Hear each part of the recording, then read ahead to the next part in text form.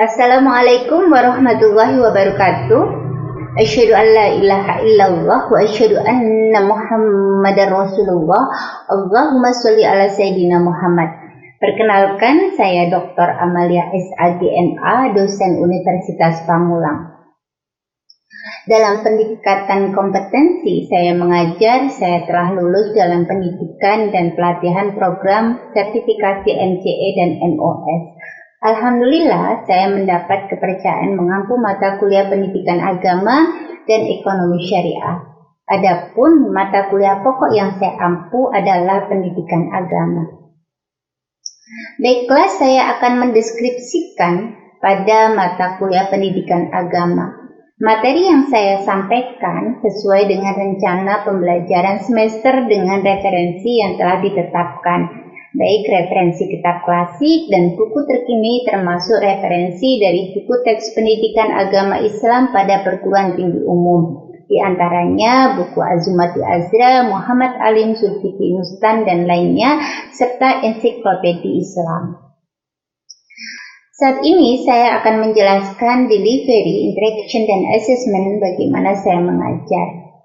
Pada deskripsi mata kuliah pendidikan agama, kemampuan yang diharapkan pada mahasiswa, materi pembelajaran, sistem pembelajaran, metode pembelajaran, interaksi saya dengan mahasiswa, sistem penilaian, teknik, dan indikator tentunya disesuaikan dengan RPS yang telah ditetapkan. Baik, saya akan mulai dari deskripsi mata kuliah pendidikan agama. Mata kuliah pendidikan agama termasuk mata kuliah pengembangan kepribadian mahasiswa. Mata kuliah ini dirancang dengan maksud untuk memperkuat iman dan takwa manusia kepada Allah SWT serta memperluas wawasan hidup beragama sehingga terbentuk mahasiswa muslim yang berbudi pekerti luhur, berpikir filosofis, bersikap rasional dan dinamis, serta berpandangan luas dengan memperhatikan tuntutan untuk menjalin harmoni antar sesama manusia baik dalam satu agama maupun dengan umat beragama lain. Mata kuliah ini berisikan pembahasan yang bertujuan mahasiswa mengetahui secara komprehensif seputar manusia dan agama, agama Islam, sumber ajaran Islam, Al-Quran, hadis, ijtihad, kerangka dasar ajaran Islam, akidah, syariah, akhlak, kerangka moderasi beragama, munakahat, Islam, dan ilmu pengetahuan. Untuk mengetahui capaian pembelajaran mahasiswa, saya melakukan pre-test dan post-test pada mahasiswa yang terdapat pada learning. Dari hasil inilah dapat diketahui pembelajaran yang saya lakukan sudah efektif atau belum. Selain itu, dilakukan problem solving study dari masalah yang terkait dengan materi, karena pembelajaran pendidikan agama bukan hanya terkait teori saja, akan tetapi bagaimana implementasi dalam kehidupan sehari-hari.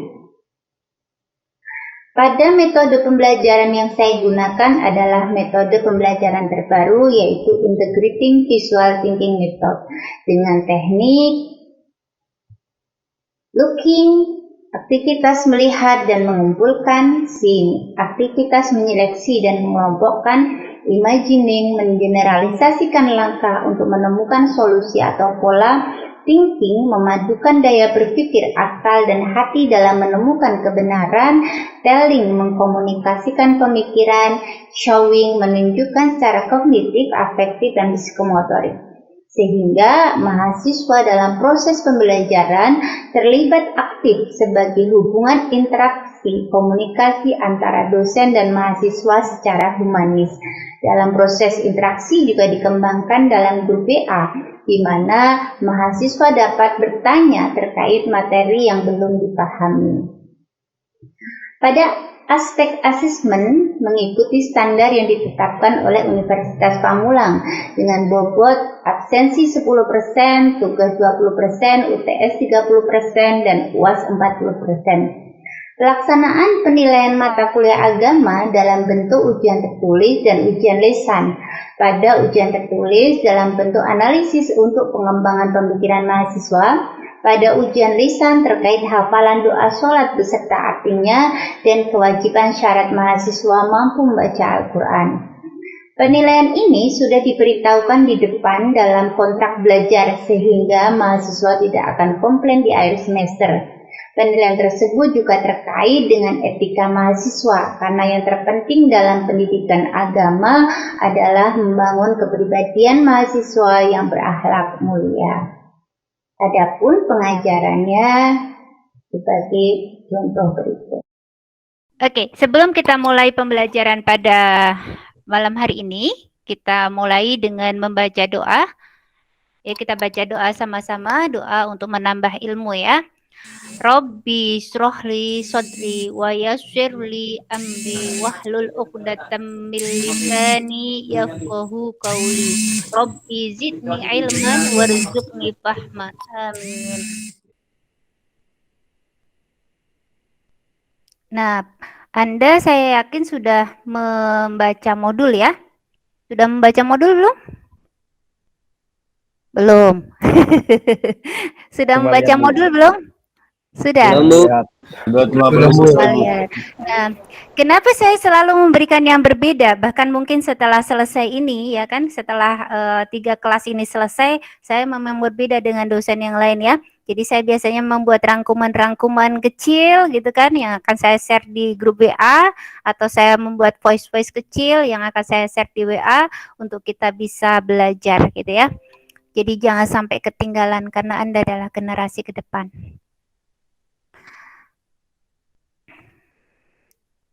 Oke, hari ini kita akan berbicara tentang manusia, ya, manusia. Kita bicara dengan manusia kan ya? Anda manusia kan?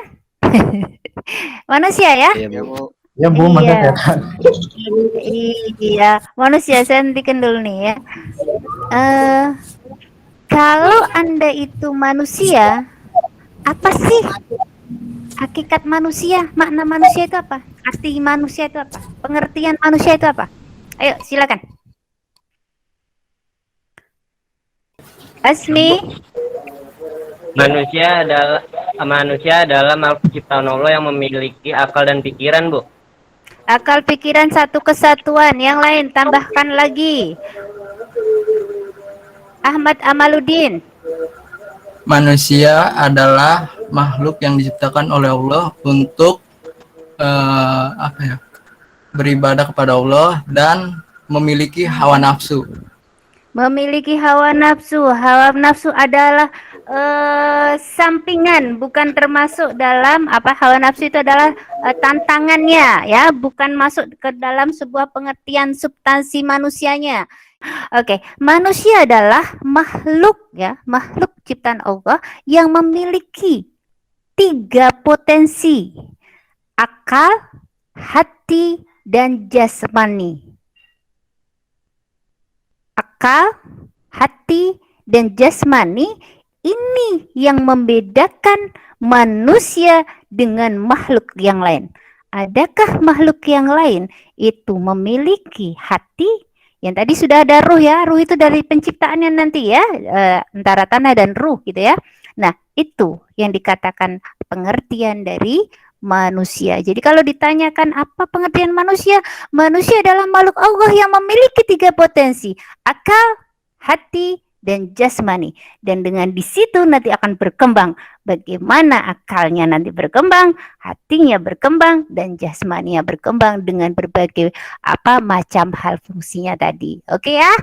Jadi kita sudah paham nih ya tentang ini. Kalau manusia tidak ada akalnya, makhluk manusia yang tidak ada akalnya, kan tidak berarti hilang substansi dia sebagai manusia ya. Jadi ya kayak orang gila, hilang gitu kan, patung gitu kan. Orang gila aja masih ada akalnya, bisa berpikir ya. Tapi kalau sudah dicabut, ya dia tidak akan bisa melakukan kehidupan. Kalau hatinya dicabut, mati lagi. Kalau jasadnya dicabut ini, jadi 3 kesatuan utuh. Kalau makhluk yang lain hanya bersifat intuisi saja, akalnya lari kepada intuisi, kemudian lari kepada perasaan sebuah intuisi, maka kalau manusia itu berbeda sekali. Nah, Hal seperti ini sering manusia itu terlewatkan dan tidak mengenal dirinya sebagai manusia. Maka banyak manusia yang akal tapi hatinya hilang. Banyak manusia yang memiliki hati tapi akalnya tak digunakan untuk pengembangan. Nah, inilah yang sekarang-sekarang ini banyak terjadi.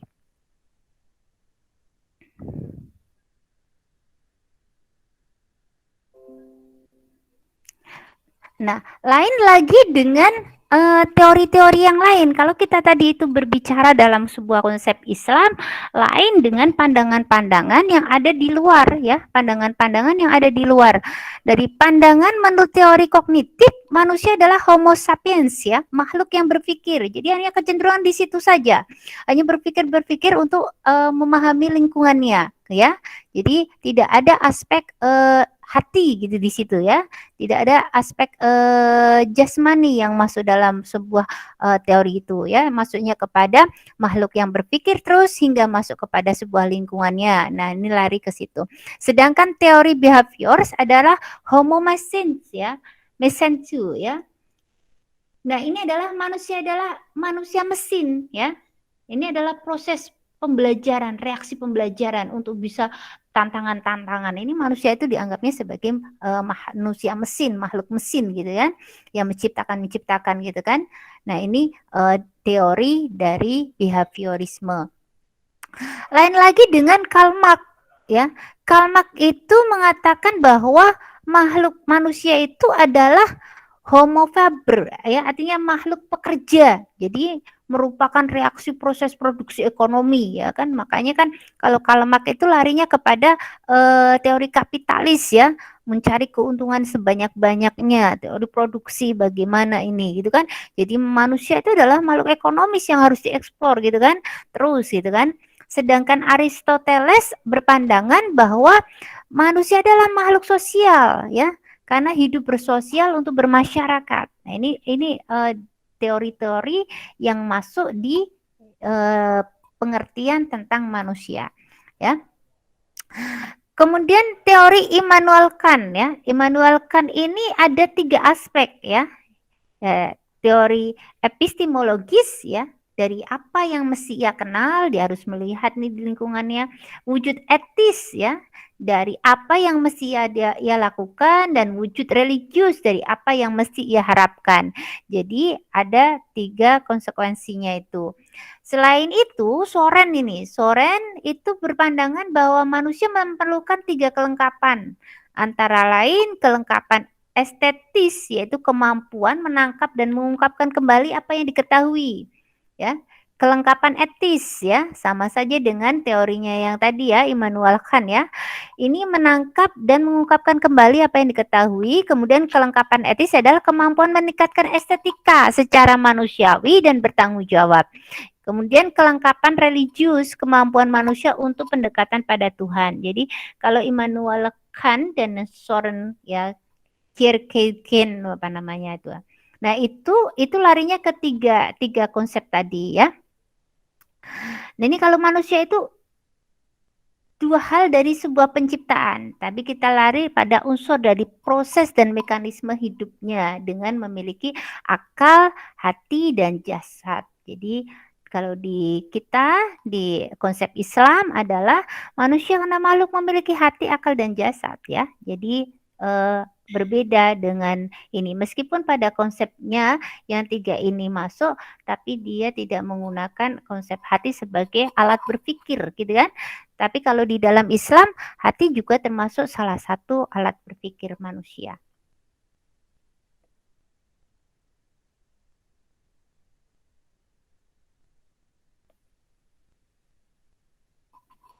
Terlihatkah yang saya tampilkan? Ya, Bu. Kelihatan, Bu. Iya. Terlihat, Bu. Terlihat, Iya. Bu. Kita lanjutkan dengan diskusi, ya, nanti, ya. Jadi Ibu dulu ini, ya, ngajar dulu, baru nanti kita lanjutkan dengan diskusi, ya. Baik, Bu. Iya. Nah,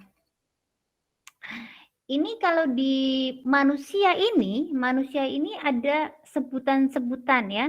Disebut dengan manusia itu disebut dengan al-bashar, gitu, ya. Al-Bashar. Ini ada berapa? Nanti Anda bisa baca di modulnya ya. Al-Bashar ini ada sekali di berapa ayat, ada 37 kali disebutkan ya. Dan Al-Bashar ini artinya berarti kulit ya. Jadi manusia dinamakan basyaroh karena kulitnya tampak jelas. Ini karena jasmani. Tadi saya mengatakan ada jasmaninya ini. Ya ada bulunya, ada rambutnya, ada raganya. Maka kelihatan jelas ini ya, merujuk kepada tubuh dan lahiriah manusia. Antara satu manusia dengan manusia yang lain, bahkan itu saudara kembar, itu tak akan sama.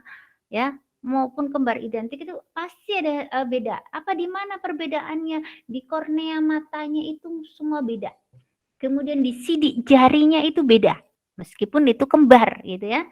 Jadi satu dengan yang lain itu tidak sama. Ya, makanya kornea mata sama sidik jari sebagai alat deteksi ya, mau dioperasi seberapapun gitu, mau dioperasi seluruh badannya sampai orang tidak kenal, tetap kornea matanya sama sidik jarinya itu tidak bisa diganti. Nah, ini manusia disebut bashar ya, basyaroh karena apa? Karena memiliki jasad ya, jasad yang berbeda. Nah, ini nanti ada macam-macamnya nih. Karena apa? Karena mulah-samah ya, artinya ada persentuhan laki-laki dan perempuan, karena bisa gitu ya, bisa merasakan. Ada keterbatasan juga, ada sifat-sifat kemanusiaan, makan, minum gitu kan, bahagia, sedih gitu kan. Ini adalah sifat-sifat basyarohnya itu di situ. Kemudian manusia disebut juga al-insan ya, al-insan ya, al-insan ini disebut 61 kali ya. Nah, ini kalau dikatakan al-insan ini digunakan untuk totalitas manusia antara makhluk jasmani dan rohani ya. Jadi ada harmonisasi kedua, jadi antara jasmani dan rohani. Kalau makhluk yang lain tidak ada jasmani dan rohani, tapi kalau manusia ini ada rohaninya nih ya, ada unsur ruhnya nih. Harmonisasi kedua aspek tersebut dengan berbagai potensi ya yang dimilikinya mengantarkan manusia sebagai makhluk yang unik ya dan istimewa lagi sempurna. Nah, ini memiliki perbedaan individu antara satu dengan yang lain ya sebagai makhluk dinamis ya, sehingga mendapatkan predikat khalifah di muka bumi. Ini kan berbeda sekali ya manusia dengan makhluk yang lain. Nah, di al-insan ini kan dan al-bayan gitu ya, sehingga antara fisik dan psikis ini yang membuat manusia itu berekspresi ya, berbicara, tersenyum, semuanya dengan berbagai lika-liku ya yang ada di dalam kehidupan manusia itu sendiri.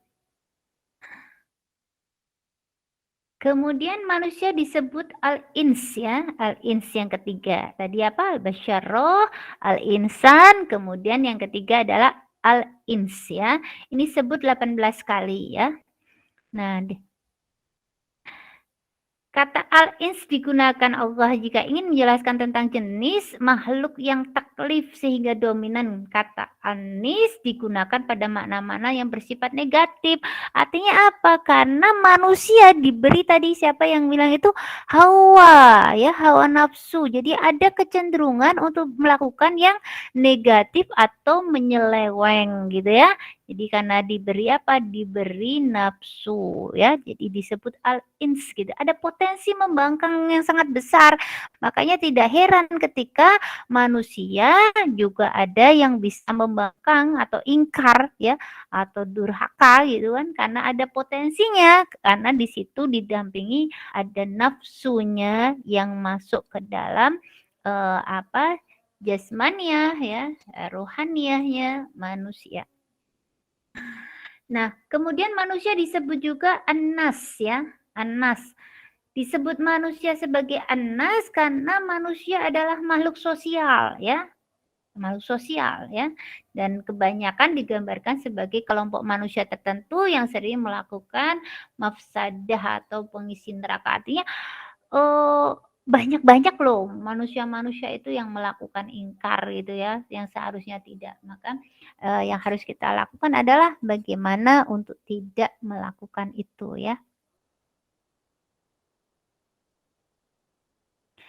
Kemudian yang kelima adalah manusia disebut sebagai Bani Adam ya, karena keturunan Nabi Adam, itu yang pertama. Yang kedua, karena Bani itu dikatakan adalah bermakna membangun ya. Bani Adam itu, Bani itu dimaknakan membangun ya. Jadi Ibnu ya bisa bermakna bangunan karena ia merupakan bangunan bapa dan menjadi penyebab keberadaannya. Artinya dikatakan Bani Adam yaitu membangun hingga sampai generasi-generasi sampai sekarang hingga yaumul kiamat nanti ya. Jadi 5 nama lain dari manusia adalah al-bashar, al-insan, al-ins ya. Kemudian tadi siapa? Tadi apa yang ketiga? Yang keempat? Al-insan dan Bani Anas ya, Anas dan Bani Adam gitu ya. Jadi 5 hal yang menjadi nama lain dari manusia. Ini tidak boleh Anda lupa ya, tidak boleh Anda lupa ketika ditanya apa pengertian manusia. Ya, nanti kalau sudah dijabarkan antara akal, hati dan jasad, masuk kepada makna pengertian makna-makna lain ya yang ada dalam Al-Qur'an, dalam penyebutan manusia yang tidak lepas dari 3 potensi tadi dalam pengertian manusia ya, al-bashar, al-insan, al-ins, an-nas dan Bani Adam ya. Oke. Di sini ta'riful insan ya, pengertian dari insan. Tadi kita sudah sebutkan ya. Nah, al-insan tadi ruh sama turab ya, sama tanah gitu ya. Nah, inilah yang menjadi sebuah potensi yang tadi yaitu kolbun ya. Kolbun, aklu dan jasad ya. Hati, akal dan jasad, di mana akal itu adalah akan jadi tekad ya. Kalau akal itu akan jadi ilmu ya. Kemudian jasad itu akan menjadi amalnya. Nah, ini adalah proses amanah ketika apa tujuannya nih ya? Tujuannya yaitu ibadah dan khilafah yang nanti balasannya adalah jaza. Nah, apa sih hakikat dari manusia? Hakikat manusia itu apa? Ya, yang pertama adalah makhluk. Manusia itu makhluk. Manusia itu makhluk. Nah, kalau makhluk apa? Berarti kan yang diciptakan. Ya, kita bukan kholik. Kholik itu Allah. Kita makhluk. Kalau makhluk alal fitrah, fitrahnya ya makhluk. Ya. Sudah diciptakan tuh sebagai makhluk gitu kan. Bukan yang menciptakan ya. Jadi makhluk kita itu. Jangan sombong ya, banyak orang sombong itu ya. Satu biji zahroh saja kesombongan itu sudah durhaka pada Allah kita itu. Ya. Jadi makhluk gitu ya. Alal fitrahnya makhluk. Kemudian hakikat yang kedua apa nih dari makhluk itu? Dhaif lemah ya, jahil bodoh, fakir butuh. Artinya apa? Sebagai makhluk kita itu membutuhkan Allah karena ala fitrah tadi mencari kebenaran. Karena apa? Karena kita makhluk butuh khalik gitu kan. Kita butuh gitu kan. Kita bodoh karena apa? Karena memang kita bodoh. Adanya keterbatasan yang kita miliki. Kita butuh fakir antara satu manusia dengan manusia yang lain. Ini saling membutuhkan. Jadi jangan sampai kita menjadi sombong seakan-akan kita pandai dan kita tidak mau berbagi ilmu. Jangan sampai kita sombong, kita punya harta, tidak mau berbagi harta. Jangan sampai kita sombong, kita merasa cantik seakan-akan orang lain itu jelek.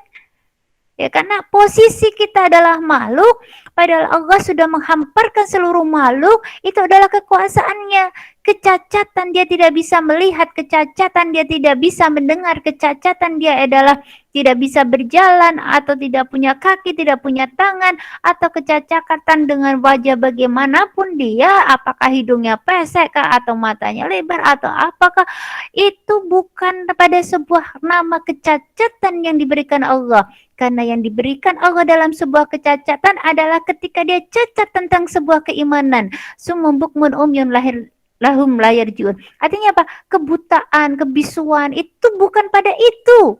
Bukan pada fisik yang Allah berikan, tetapi ketika dia melihat tapi sejatinya tidak melihat, dia mendengar sejatinya dia tidak mendengar, dia merasakan sejatinya dia tidak merasakan.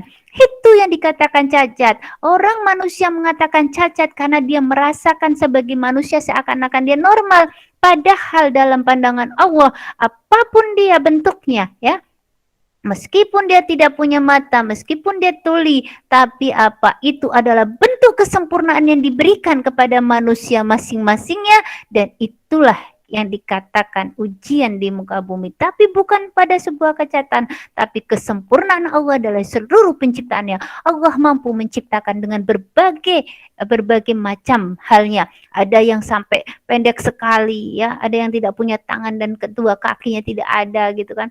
Tapi semua akan normal-normal saja dalam kehidupannya kan. Apa hukumnya? Hukumnya semuanya sama dalam Al-Quran dan hadis itu.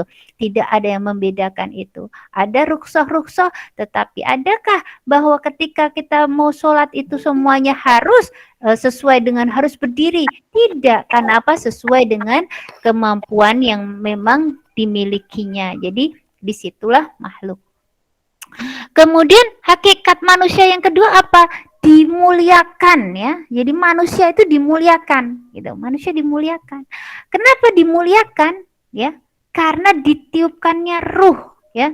Selain manusia tidak ditiupkan ruh, gitu kan. Tapi manusia berbeda, ditiupkannya ruh, nur ilahiyah di situ sehingga batinnya itu terhujam, ya, merasakan keimanan, gitu ya. Jadi bukan hanya raga saja, tapi karena ditiupkannya ruh sehingga keimanan itu terpatri sekali, ya. Kemudian apa? Imtiazat, diberi kesempurnaan. Kesempurnaan tadi apa? Potensi yang tadi kita sebutkan, yaitu ketika akalnya itu bisa digunakan sampai berpikir yang sangat panjang. Kalau orang dulu berpikirnya mungkin mau ke bulan tapi hanya berhayal, tapi bisa diwujudkan oleh manusia masa kini. Bisa rekreasi ke planet Mars, bisa ke bulan, gitu kan. Nah, ini luar biasa. Kenapa? Karena semuanya digunakan untuk berpikir, tidak ada yang tidak mungkin di dunia ini. Semuanya akan mungkin. Tinggal bagaimana manusia mencari kebenaran dari ilmu-ilmu Allah yang sudah Allah berikan di Al-Quran, ya. Dan di terakhir yang ini, bahwa ketika kita Islam, maka kita dijamin masuk surga. Kita berasal dari surga, kita berada di dunia ini, di surga dunia, dan kita akan kembali ke surga. Seberapapun dosa kita banyak, kita akan masuk surga, akan tetapi mungkin dicuci dulu di neraka. Ya. Jadi mudah-mudahan kita jangan sampai dicuci di neraka, ketika di situ ada kalimat la ilaha illallah Muhammadur Rasulullah tertanam di dalam hati, maka dia akan masuk surga. Gitu ya Indra, ya. Jadi itu berkaitan dengan amaliyah dalam kehidupan kita sehari-hari. Oke, nanti akan saya lanjutkan di WA, ya, setelah ini dengan materi ini yang saya share. Terima kasih dari saya. Billahi taufiq wal hidayah. Wassalamualaikum warahmatullahi wabarakatuh. Demikian deskripsi pembelajaran. Terima kasih atas apresiasinya. Saya ucapkan terima kasih. Billahi taufiq wal hidayah. Wassalamualaikum warahmatullahi wabarakatuh.